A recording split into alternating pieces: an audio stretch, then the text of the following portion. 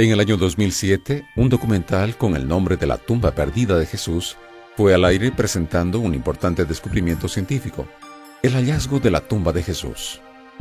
Este estudio levantó gran polémica, contradiciendo la interpretación cristiana de algunos aspectos de la vida de Jesús. ¿Qué informaciones son presentadas en este documental? ¿Y qué confiabilidad se puede dar a las evidencias allí mostradas? Recientemente hubo un documental preparado por Simcha Jacobovici. Este caballero es un reportero que él había hecho documentales anteriormente y fue apoyado por James Cameron, un hombre que ha ganado varios Óscares, ha tenido éxitos de Terminator, Titanic y Avatar. Pero él estaba interesado aparentemente en esta nueva tumba que Jacobovici había encontrado porque la relacionaban con la vida de Jesús. La tumba de Jesús ha sido finalmente encontrada. El libro que salió acompañando a este documental se convirtió en el 5º libro más vendido en cuestión de horas en la red de Amazon. Pero realmente, ¿cuáles eran esos osarios? Él asegura tener el osario o la caja de huesos de Jesús, de María Magdalena, de Judá, el hijo de Jesús.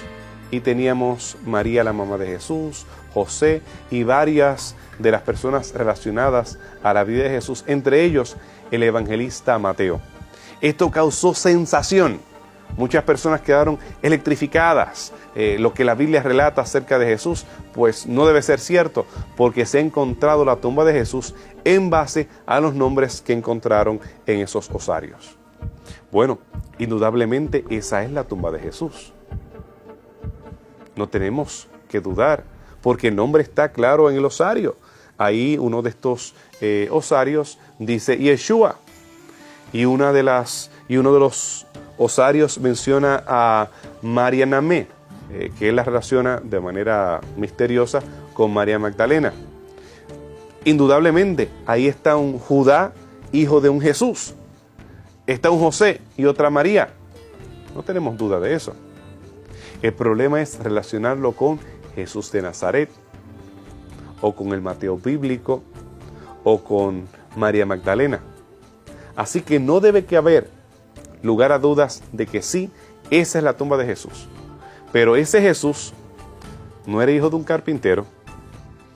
Ese Jesús no podemos probar que estaba casada con una María, porque él alega que los fragmentos de huesos encontrados en el osario que pertenecía a María y los fragmentos de hueso en el osario que estaba en la tumba de Jesús eran diferentes y evidencia de que estaban casados. El problema es que las mujeres, en su mayoría, cuando ellas se casaban, ellas terminaban enterradas en las tumbas de sus esposos. Así que el hecho de que una mujer que no tiene el mismo trazo de ácido desoxirribonucleico que los varones de esa tumba no significa nada, porque es de asumir que ella no iba a tener el mismo código de ADN, porque venían de afuera, eran fuera de la familia y se unían al clan de la familia. Así que en ningún momento ata a esa María con ese Jesús. Esa María podía haber sido tía o abuela o prima o cuñada de ese Jesús. Ese José, había muchos José, había muchas María, una de cada 4 mujeres se llamaba María, había muchos Jesús, había muchos Judá. Él, para colmo de males, alega que uno de los osarios que se perdió, que fue robado, porque esta tumba no es nueva, esta tumba fue excavada en la década de los 80. Así que no es ningún descubrimiento. Se han encontrado decenas de ocasiones el nombre Jesús y el nombre María y el nombre José, sin ningún problema.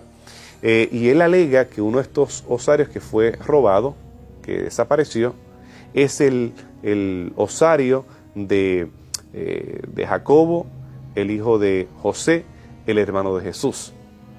Pero los que hicieron el catálogo, los que excavaron la tumba, dicen que eso no es cierto. Así que él arma toda una trama en relación a estos nombres sin ninguna consideración por la evidencia epigráfica relacionando estos nombres a muchas otras personas en el antiguo Cercano Oriente o en el área de Palestina durante el primer siglo. Sí podríamos decir que es un Jesús, que es un José, que es una María, pero era una persona de clase alta, porque la tumba de por sí es una tumba evidentemente bonita, preparada, no de un carpintero, como el José bíblico. Eran personas que eran adineradas, diferentes a los que son presentados en los evangelios como humildes carpinteros de Nazaret. No es presentado en la Biblia ningún tipo de relación marital, así que estas personas nada que ver con los personajes de los evangelios, ningún tipo de evidencia que lo puedan atar con Jesús de Nazaret. Por otra parte, desde los primeros siglos el cristianismo ha venerado un local específico, como siendo el lugar exacto de la tumba de Jesús, el Santo Sepulcro.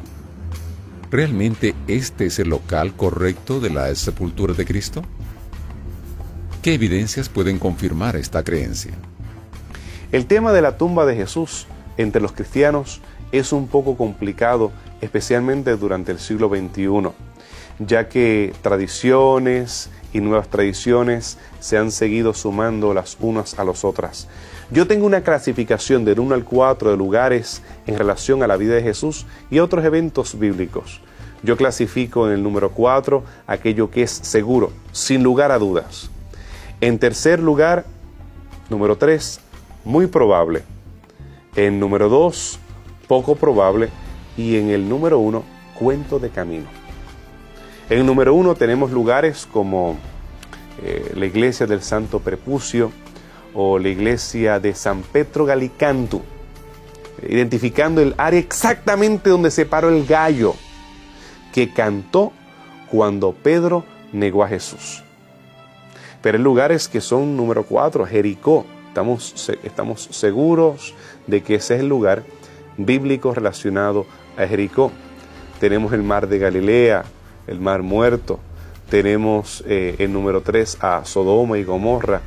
Tenemos varios lugares que sí podemos identificar. Megiddo en número 4, Hatzor en número 4, Gaza, Ascalón, Ecrón, Jerusalén misma, la ciudad vieja de David, el lugar donde se encontraba el templo. El lugar donde se encontraba la tumba de Jesús es un lugar que comenzó a ser venerado por los cristianos muy temprano, ya aparentemente durante el primer siglo. En ese lugar, el emperador Adriano, en el año 135, hizo construir un templo a la diosa Venus. Y él construía los templos precisamente en los lugares importantes que eran simbólicos para el cristianismo. No había razón por la cual hacer un templo. No había templos anteriormente en esa área. Ese es el lugar donde había una cantera del primer siglo, había varias tumbas, pero no había rastros de templos anteriores. Así que él quiere desalentar cierto tipo de culto que se estaba llevando a cabo allí. Por esa razón, la evidencia circunstancial, la evidencia arqueológica apunta a que ese lugar era un lugar venerado durante el primer siglo. Así que se cree que en verdad puede haber sido, y digo puede haber sido, no hay pruebas fehacientes, hay evidencias. Puede haber sido ese el lugar de la crucifixión, muerte y sepultura de Jesús. La Santa Sepultura más adelante se convierte en un lugar oficialmente de veneración por los peregrinos después del siglo IV, cuando Constantino decide erigir una iglesia de forma octagonal allí, y varias iglesias fueron construidas después que los persas destruyeron la iglesia. En el siglo VII es reconstruida, aunque previamente porque los musulmanes entonces llegan al área, y más adelante durante diferentes periodos fueron destruidas o reconstruidas las áreas que celebraban la muerte de Jesús, que quedaba próximamente, según dice el Evangelio según San Juan, hasta la tumba de Jesús. Hoy por hoy la iglesia está dividida entre varias denominaciones cristianas, en muchas ocasiones en tensión entre ellas, por espacios, por lugares, por derechos, por itinerarios de cómo visitar o cuándo visitar a los lugares considerados sagrados.